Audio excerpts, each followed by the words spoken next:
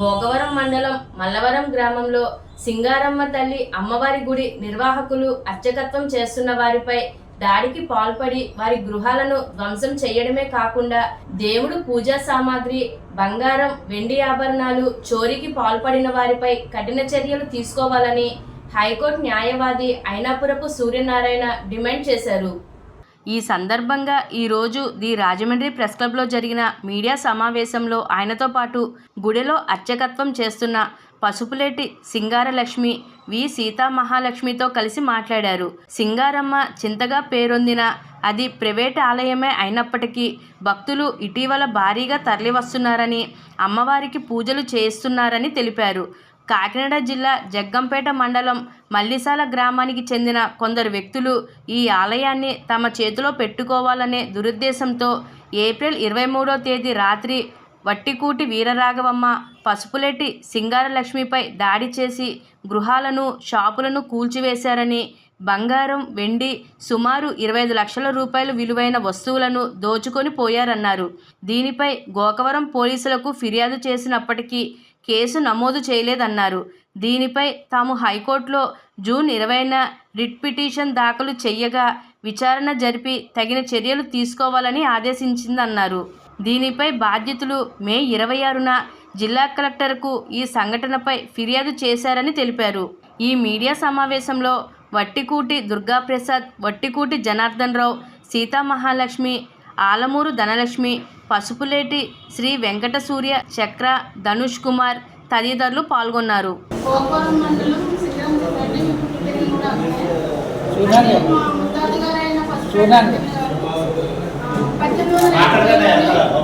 అక్కడ అమ్మవారిని స్థాపించారండి. ఆ తాతగారి తర్వాత తాతగారైన ఆయన ఒకటే ఒక కొడుకు. అయితే అతను జనార్దన్ అండి. ఆయన చనిపోయిన తర్వాత తన అందరం భార్య సేతయ్యమ్మ కూడా అర్చకత్వం చేసుకుంటూ ఉండేవారట అందరినీ. అయితే వాళ్ళకి నలుగురు సంతానం అండి. అయితే ఇలా సాగుతూ ఉండగా మేము ఒకరితో మేము నెల చేసుకుంటూ ఉంటున్నామండి. అయితే పక్క గ్రామమైన మల్లిసల గ్రామంలో ముందు కృష్ణారావు చౌదరి గారు అని ఉన్నారంట. ఆయన ఎలాగైనా సరే గుడిని ఆక్యుపై చేసుకుని తన చేతిలో తీసుకోవాలన్న ఉద్దేశంతో మాతో గత 6-5 సంవత్సరాల బట్టి నుంచి మాతో చిన్న చిన్న వివాదాలు ఏర్పడుతున్నాయండి.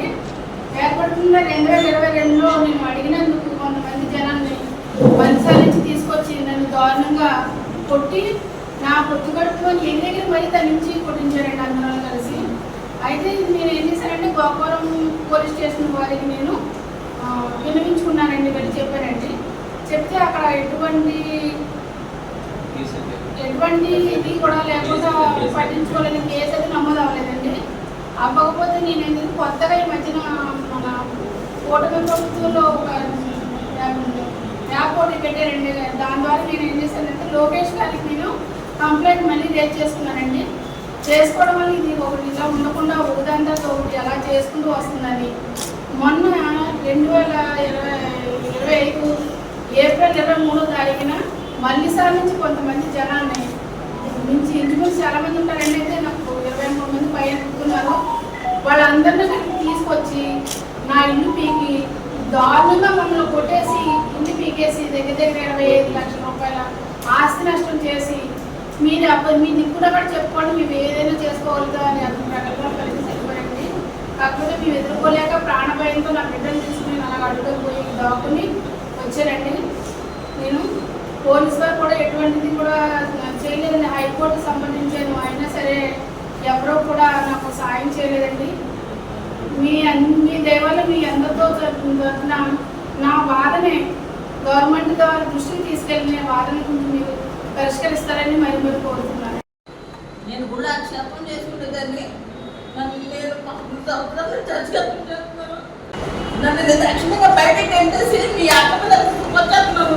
మీకు కూడా అక్షేపం లేదు, బయటకు పోవాల్సిందేనండి. బయటకు ఎంటేసారండి. వాళ్ళు చూసిన కంప్లైంట్ ఇచ్చామండి, కానీ పట్టించుకోలేదు సార్. అక్కడ కూడా మేము తిరగని ఆఫీస్ వెళ్ళామండి. మొత్తం అన్ని అమరావతి కానీ జన్న ఆఫీస్కి తిరిగాం సార్. నేను పెళ్లి చేసుకోలేదండి. నేను అమ్మవారి కోసమని అక్షరం చేసుకున్నాం కోసమని అలా ఉండిపోయాను. నేను పెళ్లి చేసుకుందాన్ని నన్ను కూడా బయటకు గెంటేసి మీ అక్క పిల్లలకి చెప్పొచ్చేస్తున్నాం కనుక నీకు కూడా గుళ్ళో అక్షరం లేదు అనేసి గెంటేసి బయటకు వెళ్ళేసారు సార్. నేను అడిగానండి, ఏంటి నన్ను నా వాడే ఎందుకు తీసుకున్నారని అడిగితే, మీ అక్కకి అక్క పిల్లలు ఖచ్చితంగా చేస్తున్నావు కదా, అందువల్ల నీకు కూడా అక్కడ హక్కు లేదు, బయటకు పోవాల్సిందే అనేసి ఒక పెద్ద మనిషి అన్నాడు సార్. అక్కడ ఆయన ద్వారా కూడా ఇది ఈజీగా దొరుకుతుంది. మా అన్నయ్య అయితే చనిపోయారు సార్, అమ్మ చనిపోయింది, నాన్న చనిపోయాడు, అన్నయ్య చనిపోయారు సార్. వదులు ఉన్నారండి, ఇద్దరు వదులు. మేము నలుగురం అండి. అయితే మేము ముగ్గురు అచ్చలతో చేసుకుంటున్నామండి. మా అక్కగారు అక్కడ షాప్ పెట్టుకున్నారండి. ఆ షాప్ పెట్టుకున్నారని మొత్తం మాకంటే మా పెద్దతోనే పోయిందటండి. గుడి దగ్గర మాకు హక్కు లేదట, మీ పెద్దతోనే పోయింది, మీరు ఉండడానికి లేదని చెప్పేసి నన్ను గెట్టేసండి. సాయంత్రం 5-6 గంటలకు వచ్చి పిల్లల్ని, 2 ఆడపిల్లలు ఉన్నారండి, చిన్న చిన్న పిల్లలు, మగ పిల్లలు, మా అక్క గారు ఉన్నారు. దారుణంగా అండి గెట్టేసి తొక్కేసి సామాన్లు ఒక 25 లక్షల రూపాయల సామాన్లు ఉంటాయి సార్. అమ్మవారి పూజ సామాగ్రి ఉంటుందండి. ఒక 50 తులాలు వెండి, ఒక 12 తులాలు బంగారం, మొత్తం అంతా బయటకు వెళ్ళిపోతారు. బట్టలతో రోడ్ల మీద ఉన్నారండి. బట్టలు కూడా ఒకరు ఇచ్చారు సార్ బయట. అయితే మేము అచ్చగతం చేసిన కొంచెం ఆంధ్రదాయంగానే బ్రతికివాళ్ళం అండి మేము. కానీ కట్టుకోవడానికి బట్టలు లేవు. మళ్ళీ 4వ రోజు వచ్చారు, ఈ బట్టలన్నీ పోగొట్టేసి కాల్చేసారండి. పీకేసింది కాబట్టి అంతా తగలబెట్టేసారు సార్. అక్కడ వేసుకున్న తర్వాత సీసీ కెమెరా, అమ్మవారికి ఉన్న సీసీ కెమెరాని కట్ చేసి వచ్చి నా ఇంటికున్న సీసీ కెమెరాలని బద్దలు కొట్టేసి, మా సీసీ కెమెరా ఫుటేజ్, నా ఫోన్ చాలా మొత్తం అంతా ధ్వంసం చేస్తారండి. దోళ్ళు, మా కోళ్ళు మొత్తం అన్నీ ఉంటాయండి అక్కడ. అన్నీ కూడా ప్రతి దాన్ని కూడా పాడు చేస్తారండి. ఏ వస్తువు కూడా లేదండి. ఏప్రిల్ 23వ తారీఖు రాత్రి జరిగినటువంటి ఈ దాడిలో చాలా స్పష్టంగా పొద్దున్నే చూసిన వాళ్ళందరూ ఆ చుట్టుపక్కల గ్రామం, నాకు గోవిందపురం గ్రామం గిరిజనులు నా దగ్గరికి వచ్చారు. వచ్చి నిన్న ఇవన్నీ ఉండేయండి, ఇక్కడ ఈ షాపులు, ఈ ఇల్లు, ఇవన్నీ కూడా ఇక్కడ ఉండి ఈ వేళ శుభ్రంగా అన్ని ధ్వంసం అయిపోయి రోడ్డు ఇదైపోయినాయని నాకు ఫోన్ చేశారు. ఫోన్ చేసి ఇక్కడ చాలా అన్యాయం జరిగింది రమ్మంటే నేను గోవిందపురంలో ఎస్టీలు తీసుకుని చూడడానికి వెళ్ళినప్పుడు చాలా అప్పటికి ఫొటోస్లో ఎలా ఉంది, ఇదంతా ఉంది, ఆనవాళ్ళు కూడా లేకుండా ఇదంతా మొత్తం తీస్తారు. దీని మీద మేము అంటే ఏం జరుగుతుందంటే చాలా ఇంత పెద్ద దాడి జరిగినప్పుడు, ఇంత ఆస్తి నష్టం జరిగినప్పుడు క్లియర్గా కనిపిస్తున్నప్పుడు పోలీసులు వెంటనే ఎఫ్ఐఆర్ వేస్తారు. అయినా సరే గోకరాశయ్య గారు ఎఫ్ఐఆర్ వేయలేదు. ఎందుకు వేయలేదు అని చెప్పేసి వీళ్ళని అడిగితే ఏమంటారంటే, ఇది నా పరిధి కాదు, జగ్గంపేట మండలంలోకి వస్తుంది అంటున్నారండి ఆయన అని చెప్పారు. కానీ అక్కడ జాగ్రత్త జరిగిన ఏం జరిగినా ఆయనే బందోబస్తు ఇస్తారు. అంటే ఆ స్థాయిలో ఆయన మీద ఒత్తిడి వస్తుంది ఎఫ్ఐఆర్ వేయకుండా. వెంటనే మేము హైకోర్టుకి వెళ్ళాం. హైకోర్టు 20వ తారీఖు జూన్ 20ని ఆర్డర్ ఇచ్చి ఎస్ఐకి, గోకవరం ఎస్ఐని వెంటనే దీని మీద విచారణ చేసి ఎఫ్ఐఆర్ వేయమని చెప్పేసి హైకోర్టు ఆర్డర్ ఇవ్వడం జరిగింది. ఈ ప్రాసెస్ ఎంక్వైరీ ప్రాసెస్ నడుస్తుంది. ఇది కాకుండా 26వ తారీఖు మే 26ని జిల్లా కలెక్టర్ని కలిశారు. జిల్లా కలెక్టర్గా సంబంధం ఇది, ఎందుకంటే ల్యాండ్ ఆర్డర్ ప్రాబ్లం ఇది. ఆ గుడి ప్రైవేట్ గుడే. అంటే ఇప్పుడు ఎలా ఉంటుందంటే చట్టంలో 1880లో నాటి గుడి అది ప్రైవేట్ గుడి. వాళ్ళ వంశం, వాళ్ళ హెరిటేజ్ వంశపారంపర్యంగా వాళ్ళే, వాళ్ళ కుటుంబ సభ్యులు ఆడైనా ఆడవాళ్ళకి కూడా పూర్తి వ్యక్తిగత హక్కులు ఉంటాయి. ఆడ మగ తేడా లేదు, అందరూ హక్కుదారులే. వీళ్ళు నెలకొక చెప్పి చేసుకుంటూ ఉండేవారు. అయితే ఇక్కడ జరిగింది ఏంటంటే, మొత్తం వాళ్ళకు ఇప్పుడు ఎవరికో 10 ఎకరాలు ఉంటే ఆ తాతలు దాని 100 ఎకరాలు తీస్తే అది ఆ కుటుంబం యొక్క ఆదాయం ఉంది, కుటుంబం యొక్క ఆస్తి. అలాగే వీళ్ళేంటి, వీళ్ళ తాతముత్తాతలు ఆ దేవుడినే నమ్ముకున్నారు. అప్పుడు ఆ దేవుడి దగ్గరే వాళ్ళే సేవ చేసుకుంటూ ఉన్నారు.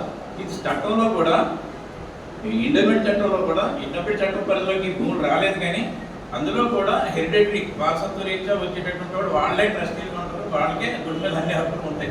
బయట వాళ్ళకి ఎవరికి హక్కులు ఉండవు దీని మీద, ఆ కుటుంబ సభ్యులకే ఉంటాయి. అయితే ఈ కుటుంబ సభ్యుల్ని ఇక్కడ నుంచి పంపించేసి వేరే వాడు ఎవరో కథనం చేయాలని చూసి ఈ దాడి చేసిందని చెప్తున్నారు. ఇక్కడ కలెక్టర్ ప్రధానమైన బాధ్యత ఏంటంటే, ఆర్టికల్ 26 భారత రాజ్యాంగంలో ఆర్టికల్ 26 కింద ఈ ఇలాగ గుడి మెయింటైన్ చేసుకునేటటువంటి హక్కు రాజ్యాంగం కల్పించింది. అక్కడ ఏదైనా డిస్టర్బెన్స్ అయితే వెంటనే కలెక్టర్ చూడాలి. ఎందుకంటే ఇది ప్రైవేట్ గుడి కాదు. ప్రైవేట్ గుడి అంటే ప్రైవేట్ స్టార్ట్ చేసినప్పటికీ కూడా రోజు వందలాది మంది భక్తులు వస్తున్నటువంటి గుడి పబ్లిక్ టెంపుల్గా మారిపోతుంది. ఈవేళ పబ్లిక్ టెంపుల్ ఎప్పుడైతే పబ్లిక్ టెంపుల్గా ఉందో జిల్లా కలెక్టర్ చాలా సీరియస్గా దాని మీద తీసుకోవాలి. ఈ దాడి మీద వెంటనే విచారణ జరిపించాలి. అక్కడ ఈ వీడికి రక్షణ ఇవ్వాలి. వెంటనే ఈ ఎవరైతే ఎంత చేశారో వాళ్ళని వెంటనే అరెస్ట్ చేసేటటువంటి పరిస్థితులు ఇవన్నీ ఎప్పటికీ తీయాలి. అయితే ఇంతవరకు జరగలేదంటే దీని వెనకాల చాలా రాజకీయ కారణాలు ఉన్నాయని చెప్పేసి తెలుస్తుంది. దీనికి ఇంకా ప్రధానంగా ఏంటంటే గోకవరం పోలీసులు చర్యలు తీసుకోవట్లేదు అనడానికి ఈ అమ్మాయి 2022లో ఈ అమ్మాయి మీద దాడి జరిగింది. ఇదే విషయం మీద దాడి జరిగినప్పుడు ముగ్గురి మీద గోకవరం పోలీసులు ఎఫ్ఐఆర్ వేశారు. ఆ ఎఫ్ఐఆర్ వేసి ఇప్పటివరకు కూడా ఛార్జ్షీట్ పెట్టలేదు.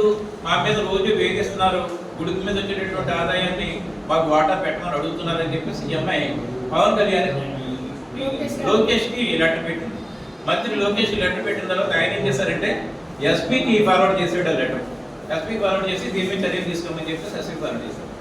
ఇది తెలుసుకున్న తర్వాత వాళ్ళు ఏం చేశారంటే మన మీద ఇలా కంప్లైంట్స్ అయ్యి పెడుతున్నారని చెప్పేసి వాళ్ళందరూ పోగి 23వ తారీఖు ఏప్రిల్ 23 రాత్రి వచ్చేసి ఇదంతా ధ్వంసం చేశారు. ఇది ఎస్ఐ గారికి చెప్తేనేమో ఈ రాజు డిస్ట్రాక్షన్ కారణం అనేది చాలా విచిత్రం. ఎందుకంటే ఎస్ఐ మీద వెంటనే ప్రభుత్వం చర్యలు తీసుకోవాలి. ఇన్వెస్టిగేషన్ కూడా ఇప్పుడున్న గోకవరం ఎస్ఐ చాలా ఒత్తిడి వస్తుంది కాబట్టి ఆయన కాకుండా ప్రభుత్వం వేరే అధికారులకి ఇన్వెస్టిగేషన్ బాధ్యత అప్పగించాలని చెప్పేసి హైకోర్టు అడ్వకేట్గా నేను వినోదిస్తున్నాను.